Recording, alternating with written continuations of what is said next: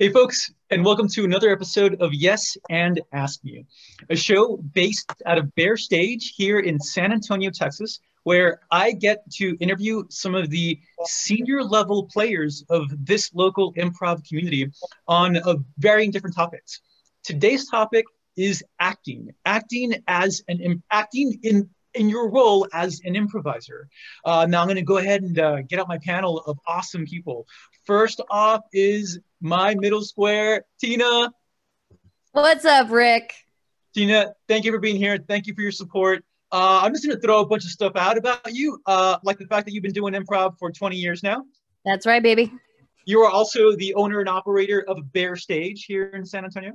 Lucky me. And from another show, I know that you were a little theater geek when you were in high school. Why would you say the word geek when I was clearly a nerd? I've been doing theater. I started in musical theater when I was 10 years old, so doing some youth theater stuff. I got really involved in my high school theater department, as most of us nerds do, and fell in love with improv while I was there in high school.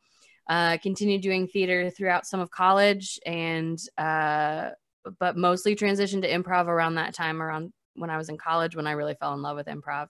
And I've done theater, film, and stage throughout the last 20, or longer than 20 years. I'm 35, so 25 years. I've done theater now in various forms. I did a lot of stage management and stage crew stuff behind the scenes.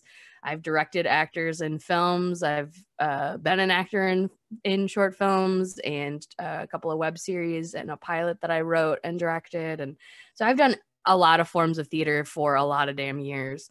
And improv has been one for 20 years, but I've dabbled off stage as well. Okay, then it's going to be great to pick your brain on that experience. Do it. Next up is Sara Brookes. Sara, would you please join us? Hello. Hey, Sara, thank you for being on the show. I really appreciate it. Thank you for having me. Absolutely. Sara, would you like to give us some background as to how long you've been doing improv, but also how long you've been doing acting? Sure. I actually started acting like Tina in high school, or started earlier than I did, but I've been acting since I came out of the womb. So, I started musical theater in high school. Went to school for it. I went to Texas State for musical theater, and have been doing theater here in town in San Antonio. I did some in Austin, some in San Marcos, and I started improv with Comedy Sports about 2 years ago. I think 2 or 3 years ago. I feel like I've been doing it forever, but it's only been a couple of years. But then I started branching out into a little bit more long form with Tina. She invited me to my first show. And first and second show, baby. Yeah, exactly. All of my long form has been with Tina. All of it. Friendship. Sara, you have some fans because Twitch is lighting up with hearts about you. So again, thank you for being on the show. I can't wait to pick your brain.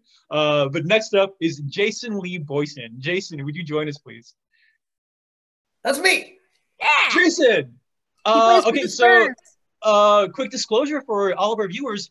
Jason, you were my 201 instructor at Comedy Sports here in San Antonio. And you didn't run away. And I didn't run away. In fact, I loved it. That was I took the 101 before that, and the 201 class was my second improv class ever, and I had a fantastic time. And you are a fantastic teacher. Thank you. Jason, could you give us some background as to how long you've been doing improv and what your acting experience is? My improv started in 2006 with Comedy Sports as well. I've done improv ever since, mostly with Comedy Sports for the first probably 10 years. That's the only improv I ever did. But I had started acting before that. I've been acting total for about 20 years, my first theater play, and fell in love with acting, and then stumbled into improv a few years later here in San Antonio with Comedy Sports. But I also really got into acting about the same time. I started doing commercial and film and TV and all that good stuff. So the last 15 years have been a bit of mix of both. And then I started doing long form improv with Lex probably we probably started Bruce Banner about 5 years ago. Uh-huh. So that was my first real long form experience. I was going to say, arguably the first long form team in San Antonio, as far as I understand it, was Bruce Banner. Yeah. Wow. And so we did that. And then I think I've probably been in probably 8 or 9 different long form teams now. So conglomeration of people. And now every Saturday, you and a bunch of ne'er-do-wells that I know are part of the Saturday night 8 o'clock run of My Four Dads, which is just a trip and a half to watch. Ragtag. That's what I'll say. It's a trip. We're something. Yeah, you're something for sure. I love it. Jason, thank you for being on the show. We're going to bounce around a little bit, but first I want to start with Tina by asking you, what are we talking about when we describe acting as a separate skill from improv? Well, I mean, it's separate, but it's also just so obviously integrated into improv. You know, when you're performing a character on stage, it needs to be at least somewhat believable. You know, the audience needs to buy that you're feeling the emotions that you're portraying, that you're in that moment. To truly be in the moment with somebody is to take on the character that you are portraying, to take on the voice, the posture, the point of view of the character you're portraying. So I think the most successful improv shows do involve a lot of acting and believability to the audience. The audience can get lost in it because you're being so convincing. So I think there's a huge part of, and I think it's, I don't want to say largely ignored, but it's not as much of a focus in improv, but I think it's something that really breeds a lot of authenticity and genuine emotion on stage, is really, you know, connecting to an audience who have genuine emotions, arguably. So I think acting is a huge part of improv, and I don't think we talk about it that much, but I think it's a huge part. Are we talking, we're not talking just about commitment though. We're not talking just about committing to your character. We're talking about actually portraying that character in an authentic way, in a real way. Sara, would you say that's true? Yeah, definitely. I think one of the biggest ways that people connect with actors on stage is when they're completely embodying the character and not just putting on like a facade of a character or like just the mask of the character. When you can see that they are really embodying the emotions of the character and the thought processes of the character, that is so much more powerful, and like the audience connects with them so much harder when you can tell that they are the character, not just playing a character. And so this is a learned skill. You can get better and better at this, I'm assuming. I mean, you studied this in school. Okay. I was going to say, I feel like there's 2 different types of improvisers, and there's nothing wrong with either one. But one is somebody who's just naturally giftedly funny, and so they gravitate to this opportunity to play. And just their mind has a certain sense of humor that they look forward to playing.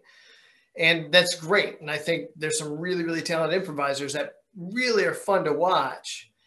But it's the ones that say, hey, I want to take this seriously, is weird because everybody, hey, it's supposed to be funny.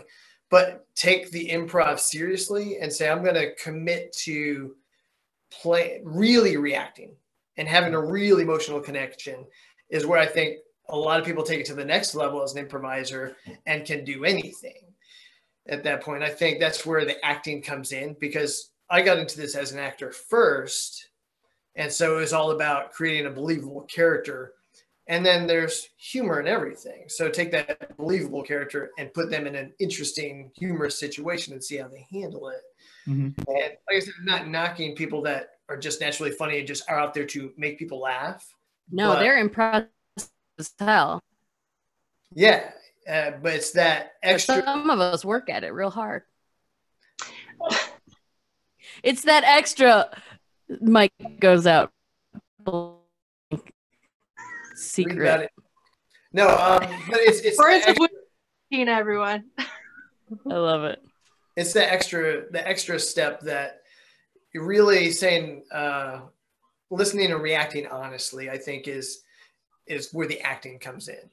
It's reacting to the reality of the situation that can still be funny. You can still have and your character can be absurd. Your character can have a point of view that's not, you know, aligned with the earth gravitational pull. You know what I mean? Like, your character can be out there, but even reacting honestly within an absurd character is authentic. You know, it's authentic for that character. You're living in that character's brain space for a little while. And I think that leads to some really creative and interesting choices when you're operating in some of the absurdity, but still grounding yourself in a sense of reality where this situation would affect a character in such a way. Okay, so Sara, you're coming from this long history of theater, of acting, of musical theater. Yeah. What I'd like to know is, when you first started doing improv not that long ago, oh God, and please no need to throw anybody under the bus here, but what did you think about the acting skills of the improvisers that you were working with? Were they doing a good enough job? But, I mean, because again, you're coming from such a long professional background. Yeah, I did. I was, before I actually started doing improv, I was like all of the plebes out there who was like, oh, improv, what? Who's doing improv? Because, you know, like, hey, I'm doing it. We are all improvers. We know those people who think that improv is like some fringe thing, and like, it takes like being involved in it and like being a part of it, and like realizing how close all these people are, how much they're a family, and how how into it everybody is. And like, that's how everybody is in theater. Like, everybody in theater is, if they're good, they're 150% into whatever they're doing. So whether it be me doing musical theater, or like somebody who I did improv with at the very beginning, like, who are just like 100% into comedy sports, like, it takes that amount of just gung-ho and like, just, I can't even think of the word, but like, it takes being involved that fully and invested in that art form to like really understand like the benefits of it. Yeah. And what was your question? I completely went off on a giant tangent. I'm so sorry. No, that's a Your good. That's a soapbox great is background. appreciated. When you, somebody with this incredible acting background, somebody who studied acting in school, when you're improvising around these folks that have only done improv, some of them, I mean, obviously not Jason, but some folks that have only done improv or mostly done improv, were you thinking to yourself, oh my God, these guys are terrible actors. They just don't, they don't have those skills. Sometimes, but very rarely, because when I'm the kind of person that like, I believe that anybody can sing if they try hard enough. Anybody can act if they try hard enough. Anybody can do anything they want to as long as they try hard enough. And I think that's the same with improv. Like, you go into improv, you go into comedy sports, and I went up through the minor leagues, and like, you see people of all different levels and backgrounds, and that you can't judge somebody based on your own experience. Like, I can't judge the people who are 100% invested but aren't as good as some other people because they don't have the training, and that's not their fault. Like, this is their starting point. Like, you can't judge people based on where their starting point is based on somebody else's. And yeah, everybody does this, and it's awful, but everybody's like, oh, that person's better than that person, or that person I don't like, or their style is not my favorite, blah, blah, blah. But I'm a big proponent of, like, even the people who are just starting out, even the people who have maybe taken one class or maybe just have seen one improv show and get super excited and want to join up and enjoy it. Like, you can't be like, ugh, they suck. Because then... And I think that's something we really... they'll never do it, Yeah. That's something I know we really enjoy at Bexar Stage. And I think some of the reasons, Sara, that you've dipped your toe in long form, and Jason, that you're at Bexar Stage as often as you are without having like a Bexar Stage like class or show, like a typical show run or whatever. But you guys are at Bexar Stage a lot because one of the things we love is playing with strangers, playing with people at different levels, and throwing people in who have not performed together before, and Improv Royale is such a base in that, and Bear Stage has arguably nothing to do with it aside from occasionally hosting it, but like it's you know, like those community kind of events of like getting people from different levels and stuff really helped, I think, our community, the Bear community in particular, and San Antonio probably at large, really start embracing people of those different levels and the eclecticness of the experience that we're coming from, right? Like people at Bear are lawyers and doctors and teachers and tech people, students and grandparents. And, you know, it's like there's so many people with so many different experiences that like if you want to be embraced, you're also embracing a ton of other people's like worldviews and experiences. And you guys are just coming at it from such a place of theater and acting and film, you know, that's part of what you're bringing to the table as an actor. And what they bring is something else. And there's something to appreciate about everybody. That's probably a little off topic, but acting is great. Look, I got back on topic.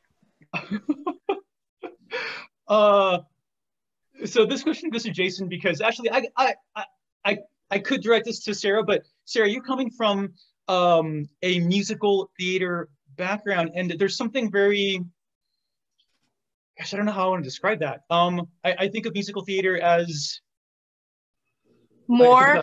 I'm gonna get hate from this. Bigger, Joey, broad. It's bigger. There you go. Bigger. Yeah, Exactly. So Jason, coming from a more traditional acting background, how is it that you ended up gravitating towards short form improv and not long form improv where you could really practice those acting chops?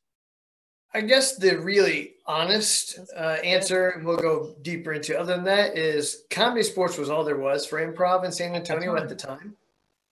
2006, that was it. Yep. It was, I stumbled across an improv audition and I loved Whose Line Is It Anyway? Who doesn't love Whose Line Is It Anyway? So that's the only improv I'd ever heard of. I didn't know improv existed in any other way.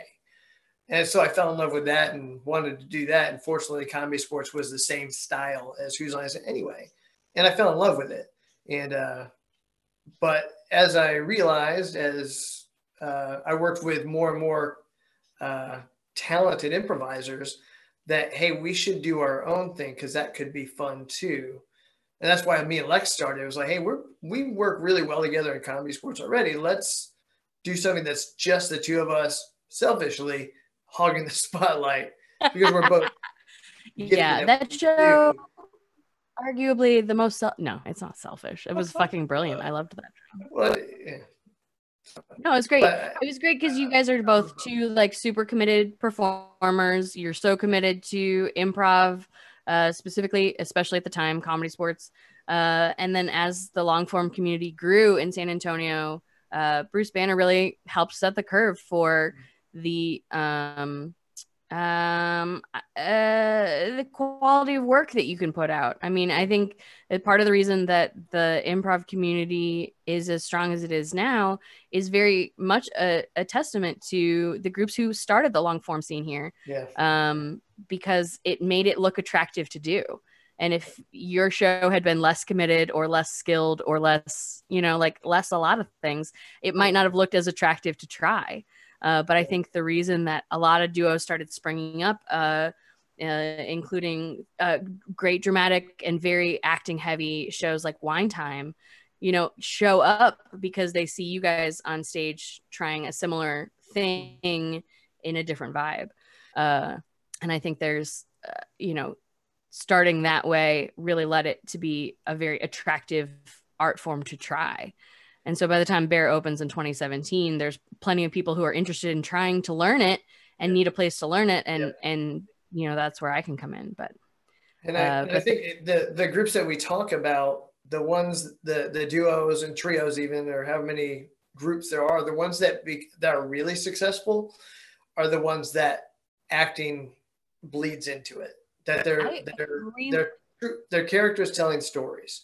Yeah. I think, you know, when we talk about like montage shows or some faster paced improv, we get into a little bit more of like the funny punchline long form where it's like it's fast paced and the performance of it matters, but it's not as much of an acting centric. But when you're in a duo, you have to do so much acting. There's so much performance. That 50% of that show sits on your shoulders, and what you can give to your scene partner is yourself. Gifting yourself, gifting your scene, gifting your whatever, and playing that as authentically as possible. I think duo prov is for sure where we see some of the best acting that you'll see in improv. Which you've got some great experience in. And Sara, I did Sarah's first long form show, and we did a Buffy show, and that was one of my favorite freaking shows, Sara, because we were playing it, we were acting the hell out of it, but we were also having the most fun. It was great to like live in a world that we were both familiar with, like the rules of the world, the way that you would with short form. You're aware of the rules of the game. We were aware of the rules of the world being in a Buffy world, and we could play all of those rules, and it was one of my favorites. But we were all emotion, baby. Just tons of it. So much listening. It was really fun. So Sara, how did you feel up on that stage? I think I saw that show. You were both Slayers. Is that correct? An improv crush. Yeah, it was an improv crush. Yeah, exactly. Huh? So, you were both Slayers. I think you were in that show. I think I can't remember who I crushed on and who crushed on me. I think it was you and Wiley. Oh wow, that would have been my very first improv crush. Yeah. Yeah, I know exactly. So Sara, what was that experience like? We're getting some Buffy love in the chat as well. Oh, for sure. Yeah. Did you enjoy that as an actor, Sara? Did you feel you were able to actually use your acting skills for that one? I know if that was the very first time you were doing like a long form improv, you may have had a lot of stuff going on in your head at the time. Kind of, but I've always been the kind of actor who, like, when I was little, I was always like pretending that I was somebody else doing something else. So it was almost like a return to form for me, like going back to being a kid and being in the, like, I was the kid on the playground that would be like, you, come here, we're gonna play Ninja Turtles. I'm April, you're Michelangelo, and I would just like tell everybody, like, were you always the Pink Ranger too? I need to know. I mean, duh. Always the Pink Ranger. But it was like, it was playing pretend again, but like in front always of people the Pink Ranger. That's what I want to do in my life. You know what I mean? Like I totally felt like we were playing like Buffy fanfic. We were. It was great. Which was like my fucking dream. It was so exciting. It was good because it, like, having the guidance of the world was great, because it wasn't just like make up anything and do anything, because that almost, if you have all of that room, you tend to freeze up. But if you have like the constraints of the world and like you have your character, you have this, it gives you more room to play, because you're not worried or thinking about all that other stuff. You're not thinking about where am I, who am I, what am I doing? You know where you are, you know who you are, and then you just can react to what's happening with your scene partner, which was the best. It was the best. Okay, so Jason, you have actually taught a class called Improv for Actors.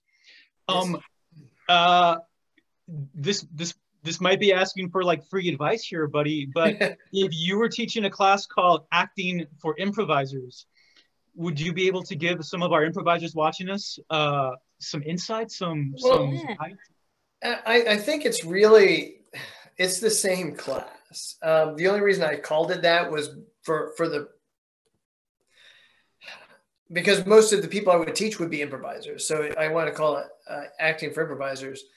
But the whole reason I started it was because I've taught so many improv classes, improv 101 classes.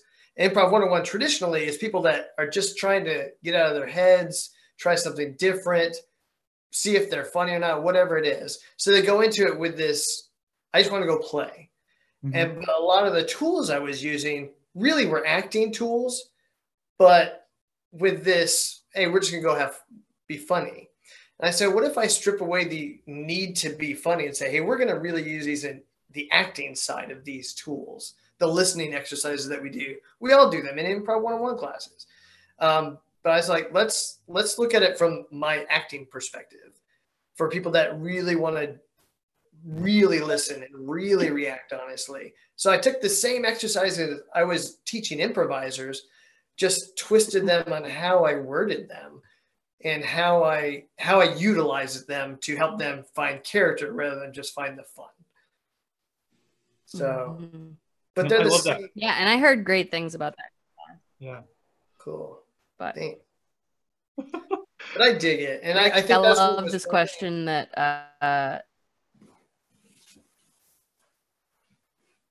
you think what? I sorry, your mic cut out toward the end there. I thought yours cut out. Your last comment.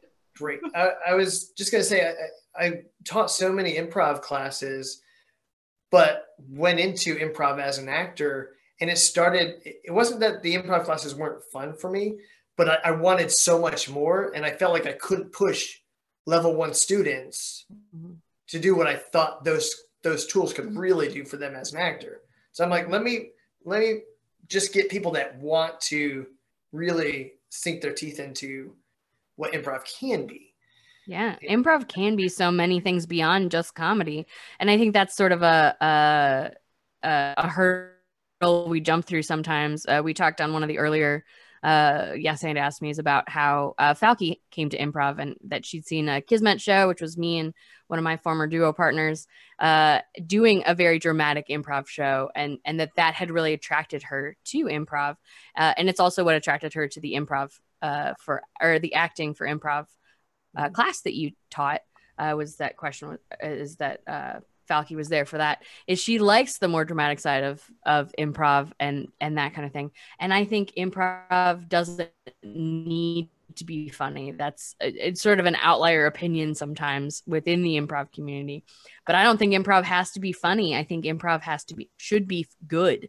And as long as I'm getting good theater out of it, whether it's comedy or tragedy or drama or slapstick or fart, like there's so many different ways you can go. Improv is just improvised theater. I mean, improv is just the kind of theater that it is. It doesn't the genre it has to be in. And I think there's some really beautiful work that you can do by adding some authenticity. And that's often authenticity comes in the form of vulnerability, which is something that sometimes comedians, if you're a self-identified comedian, puts up a wall of like, this is what you can see and this is who I am. And by stripping down some of those walls, that we can get to some of that authenticity, and it can be funny or it can be dramatic or it can be, but that's where we get into some real acting. And as somebody who loved acting as a kid and grew up and found that I was kind of a crappy actor just because I could either emote or remember my lines, but I kind of was shit at doing both. That like, improv is the perfect medium for me to be able to be dramatic and not worry about lines. And so I like playing both sides. Of course, everybody loves being funny and having an audience laugh at them. That's like part of the high and the adrenaline of it. But I also love doing a show that I can feel the audience lean in and really sink their teeth into. I think that's really super fun as well. So I think going back to the vulnerability, like I think that's any good actor has to learn how to let that vulnerability show, like be it in improv, in stage show, in film, like the good actors that we all want, that we all love, that we all see, that we all aspire to be like, they are all vulnerable and they show that vulnerability and they let the characters be vulnerable. And that, I think that is, like you said, Tina, that's what makes it good. That's what makes anything good. That's what makes improv good. That's what makes stage good. That's what makes film good, is that vulnerability and seeing that vulnerability in the actor.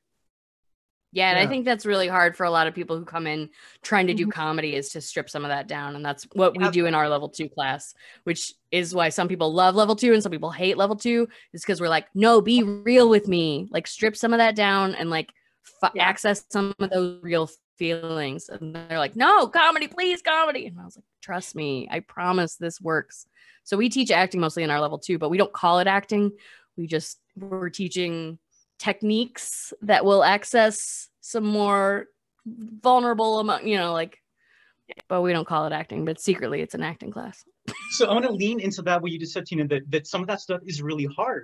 And these are skills that we're developing. So Jason, one of the questions we have in Twitch right now is, when somebody is new to both improv and to acting, what advice would you give them? I think what they're asking here is, should that person lean into something they might already do really well, or should they be cool with that and start developing new skills, new acting skills, and new stuff that they don't yet have?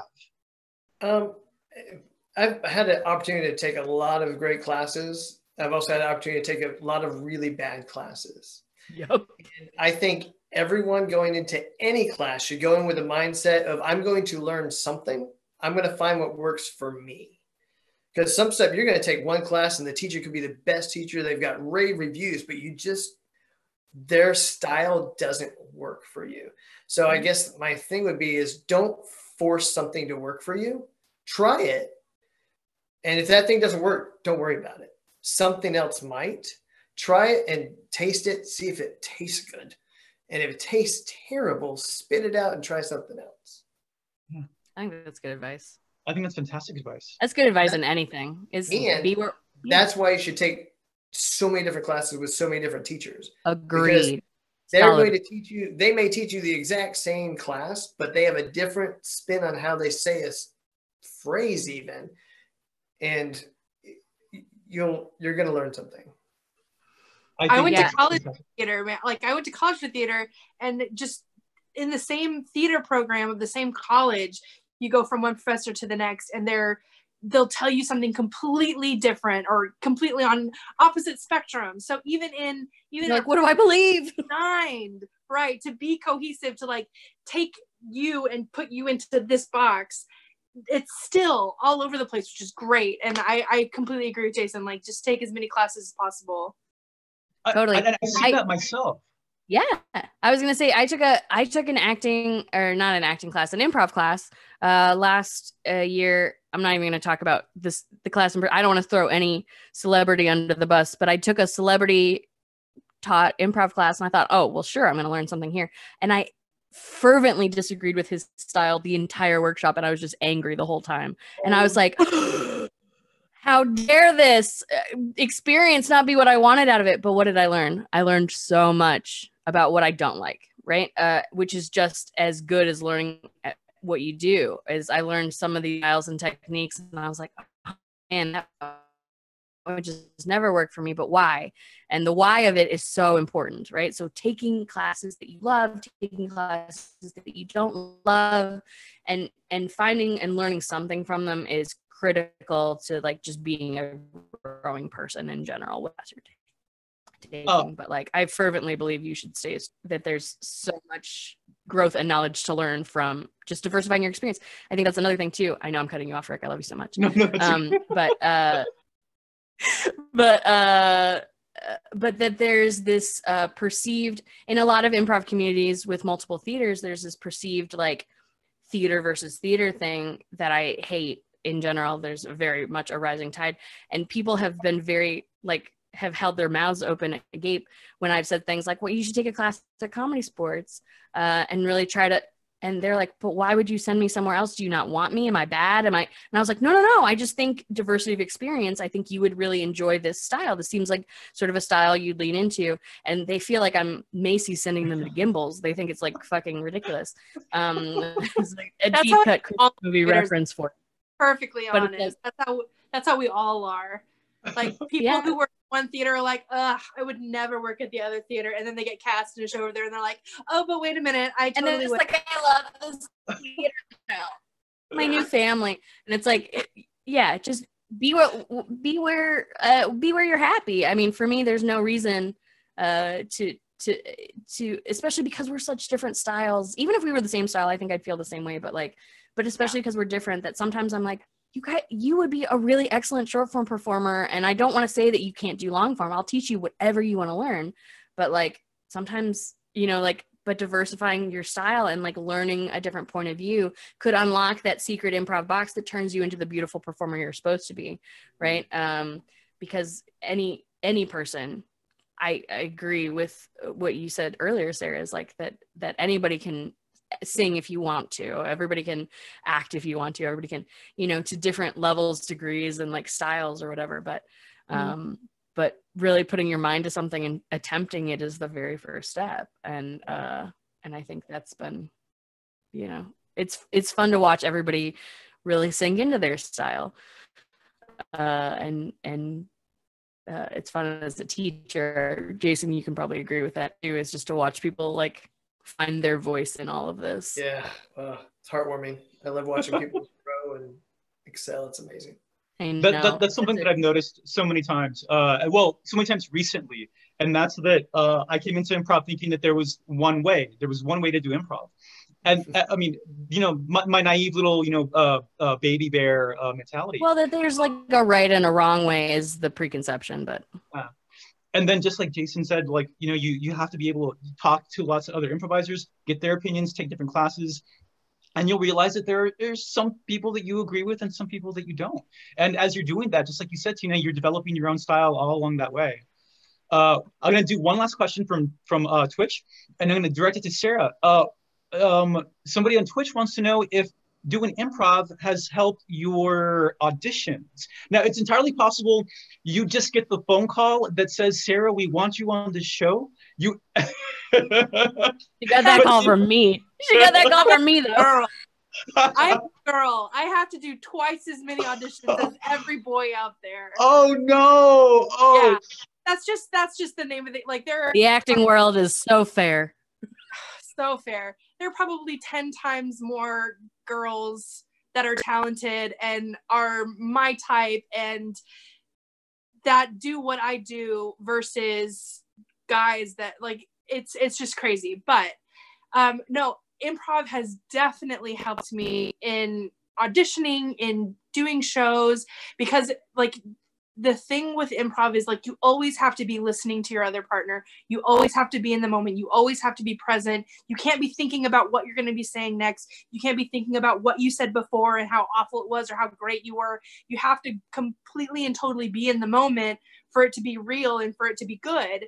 So that's the same with acting. Like, even though you know what lines are coming next, you know what lines came before, you have to always be listening, because maybe somebody is having a weird day and they say a line and they've never said this line that way before ever. And if you just say the line the way you've always said the line before, it may not make any sense. Or if, like, in the rehearsal process, let's say, like, you're trying out something, like doing a scene one way and it's just not working. It's like you and your scene partner are not clicking. The director hates it, whatever. So you try different things and you try to, like, you have to be that improv mindset of yes, and you have to try different things. You have to keep trying things, different things. It's like new choice, over and over and over again. The games we play, like that's kind of the mindset you have to have when you're in a show, because if you have just one mindset and if you're just concentrating on your words and your performance, you're not gonna connect with anybody. Like, if you're only concerned about yourself, if you're only concerned about what you're doing, you're not going to connect with your scene partner. You're not going to connect with anybody else in the cast. You're definitely not going to connect with an audience. And that's what theater is all about. Theater is all about connecting people and the catharsis and like having that shared experience. And if you're just up there for you, not sharing yourself and not sharing with anybody else, like, it's just boring. Like, who wants to see that? Nobody. It's not good. Yeah. I love the concept that even when you're reading from a script, something that maybe you hell, Shakespeare, some people that have been performing for a very very long time, thousands and thousands of years. Well, there's a great sketch that I saw on like some PBS like Shakespeare thing where like I think maybe 12 actors came on stage and just did the same to be or not to be, that is the question, and each one of them had emphasis on one different word, and like they're all like no, it's to be or not to be. And even just like having each of those actors have a different experience and saying a word slightly more like higher or like more emphasis on one word, it completely changes it. And that's what theater is all about. Like, it's all about your personal spin on whatever the words are. Mm-hmm. And it's our, well, it's your responsibilities, you, and I'm talking to the actors here. It's your responsibility to listen to your scene partner, to be able to respond accordingly, not just to the image you have in your head, but to what they're actually giving you at that moment. Exactly. I mean, that's something that as improvisers we learn on day one, but I love that that's also a concept for actors as well. Folks, that is the end of our show. Everybody, thank you all. I know it goes by really fast. We say this every freaking time. Yeah, I know. Jason Lee Boyson, thank you so much for being on the show. Thank you for your insight. Thank you for bringing all of your knowledge and sharing that with us. Thank you for having me. That was great. Absolutely. Sara, Brookes, thank you so much for being on the show. Thank you for bringing your knowledge, for sharing everything that you shared with us, for the stories. I genuinely appreciate it. Thank you. Thank you so much. And Tina Jackson, again, thank you for helping to shepherd us along. Thank you for the help. Thank you for sponsoring the show. I appreciate it. Happy to be here. All right. Also, thank you for all of the Twitch users who threw in questions, who threw in comments, who threw in that love for all of us. Certainly appreciate it. Let's see. Today is Monday. We have a show on Wednesday and on Friday. Same time, same channel. Please join us. I also want to say that on Friday at 8 o'clock, we are continuing to do our show Tic Tac Toe. So on Friday, watch us here at Yes and Ask Me at 6 o'clock. After the show, take a little break and then come right back for the 8 o'clock show. Folks, I also want to say that things are a little bit scary out in the world right now for small businesses. And improv theaters around the country are hurting just a little bit, sometimes a lot right now, actually. If you're not in the San Antonio area, do some research, find an improv theater in your area and find their website, see if you can contribute to them in some way, watch whatever they're putting out also online. I'm sure they're putting out something. If you're in the comedy. Or local comedy, yes, exactly. And if you're in the San Antonio area and you have been to Bexar Stage or you're just watching us, bless you. Then please go to bearstage.com and there's a donate button right on that front page. And for our comedy sports players right here, also Comedy Sports is putting out a lot of great content right now. You can go, Jason, help me with the website. It's Comedy Sports SA? CSA.com. CSA.com. And CSA. Great. And Jason, if you happen to want to get on Twitch, and we'll put it in the link right here. Yeah, we'll put it. We'll spam the Twitch feed. That way we have it on there as well. Sara, do you want to plug a theater or a show? Not at the moment. Okay. All the theaters that I'm part of I know are dark. So, but definitely donate to cscsa.com. .com, I don't know. And then Bear Stage and also some of the theaters .com. So also some of the theaters in town, the Public Theater SA, the Woodlawn Theater, the Sheldon Vexler Theater, the Classic Theater. Those are some of the ones that I've worked with in the past. There's a ton of small theaters in San Antonio. So if you have any questions or want to, everybody needs your help. Just Google theater in San Antonio and you'll find. Do it. Everybody do it. There's lots of great live theater in your town, whether it's San Antonio or any other place in the country. Folks, thank you all. Yes? Oh, I was going to say, we will also be hosting like a drop-in improv for acting workshop as well with a nationally recognized theater artist that I can't quite announce yet, but keep a lookout for that at bearstage.com. At bearstage.com and also on Bear Stage Facebook page? Facebook, Instagram, yeah, the likes. Wonderful, fantastic. Folks, thank you all for joining. Thank you, my panel, for being here. Thank you, Twitch users, and I hope to see you guys on Wednesday. Yay, bye guys. Bye, guys.